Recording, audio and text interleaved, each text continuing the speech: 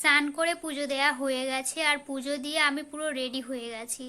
ওই জন্য নাইটিটা পুরো ভিজে একদম, মানে গায়ে দেওয়া যাচ্ছে না। আর এত বৃষ্টি হচ্ছে, এত বৃষ্টি হচ্ছে, কোনো জামা কাপড়ই শুকাচ্ছি না। তাই জন্য ভাবলাম ভিজে নাইটিটা চেঞ্জ করে দিই, আর আমি একেবারে রেডি হয়ে নিই। আর এখনও খাওয়া হয়নি, খাবো তারপরে বেরোবো।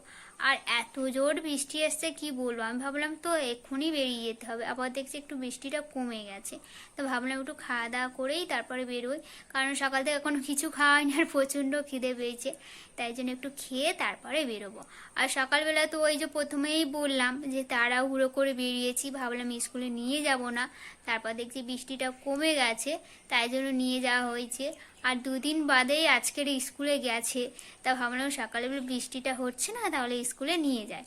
তো আসার সময় প্রচণ্ড বৃষ্টি হচ্ছিল, আসার সময় প্রচণ্ড বৃষ্টি হচ্ছিল, আমি পুরো ভিজে গেছি, তাই জন্য আবার অন্য ড্রেস পরতে হয়েছে।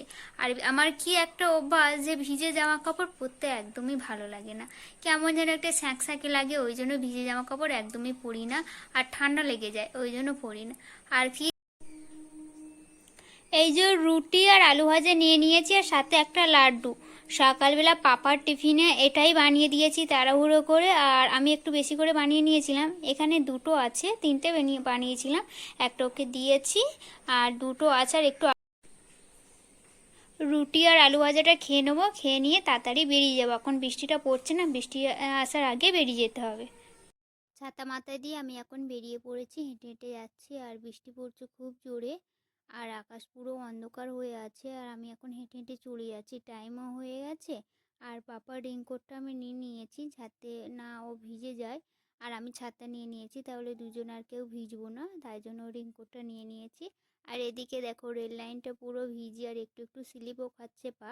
আমি আস্তে আস্তে একটু হেঁটে যাচ্ছি, আর কিন্তু দেখো চারদিকে গাছপালাগুলো পুরো সবুজ সবুজ লাগছে না, দেখতে খুব সুন্দর লাগছে। আমার তো খুব ভালো লাগছে আজকের অন্য দিনের তুলনায় আজকে যেন খুব ভালো লাগছে। আর এই যে রাস্তাতে নিচে নেমে গেছি, এদিকে পুরো জলে ডুবে গেছে, আর এই দিকের এই রাস্তাতে না, এই যে এই জায়গাটা, সেই জায়গায় জল বেঁধে আছে বেশি, এইখান থেকে মানুষ যা আসা করে রাতে ভিতে, কত ভিতরে মানে মাঠের মধ্যেখানে বাড়ি আছে। আর এদিকে তো সাপের অভাব নেই, প্রচুর সাপ আছে, আর ওখান থেকে অন্ধকারে যা আসা করে কি করে সেটাই আমি ভাবছি আর যাচ্ছি।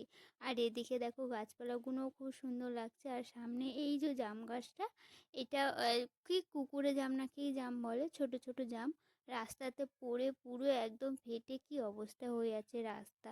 আর এখানকার কুকুরগুলো খুব বাজে, রাস্তাঘাটে পটি করে দেয়, আর কি নোংরা হয়ে থাকে, যেতেও খুব ঘৃণা লাগে, কিন্তু কিছু করার নেই, যেতে হবে। আর আমি এখন একা একা এই রাস্তা থেকে হেঁটে হেঁটে যাচ্ছি, কিন্তু কে যাবে বলো, বৃষ্টি হচ্ছে, আর সবাই তো বাড়ির ভিতরে, কেউ তো যাওয়ার নেই, তাই আমার একা যেতে হবে।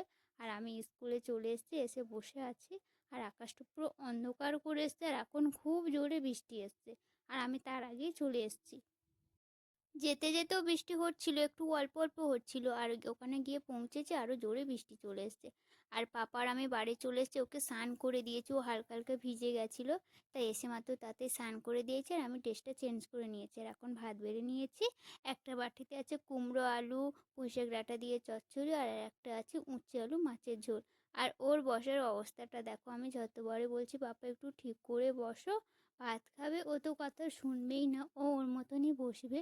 আর এত দুষ্টুমি হয়েছে এখন কি বলবো, কিন্তু স্কুলে গিয়ে একদম শান্তশিষ্ট, ম্যামদের জিজ্ঞাসা করলে কোনো দুষ্টুমি করে না, লিখতে বললে লিখবে, পড়তে বললে পড়বে, কিন্তু বাড়িতেই যত দুষ্টুমি। যাই হোক, দুপুরে পাপার আমি খেয়ে নিই, তোমরা আমার ভিডিওটা দেখো, আর ভিডিওটা ভালো লাগলে অবশ্যই আমার পাশে থেকো। আমি ভিডিওটা এখানে শেষ করছি, টাটা।